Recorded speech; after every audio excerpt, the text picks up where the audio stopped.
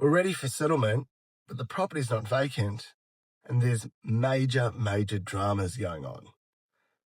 In New South Wales, when a property is subject to vacant possession for settlement, this means that the property should be vacant.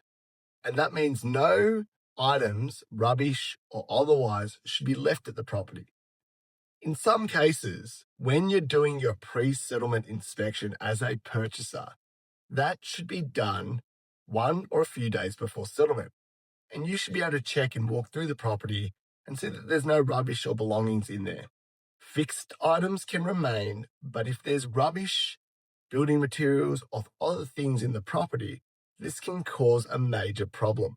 What do we do under the circumstances? If it's a settlement day and you want to settle the property, we need to look at ways where we can protect your interests and your position. One of the ways that we do this is if you have an inspection and there's items in the property, the solicitor conveyancers can negotiate terms in which you could potentially proceed to settlement in any case. An amount of money, for example, if there's rubbish in the property and we think that it could cost $5,000 to remove that rubbish, the vendor's solicitor and the purchaser's solicitor could agree with instructions that $5,000 of the deposit that's being held by the agent gets withheld until the vendor removes those items.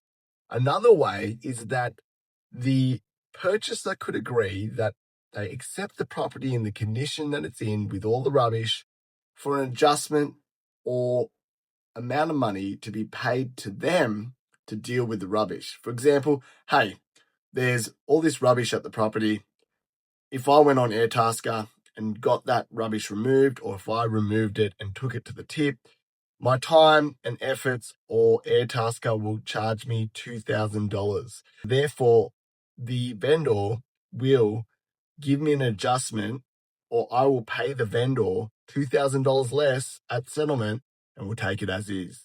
These are a few ways that we deal with this issue practically before settlement. In any case, if the property's not vacant, you need to get advice from your solicitor.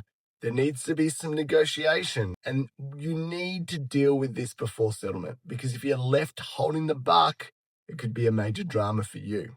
Have you been in this situation before? Let me know in the comments.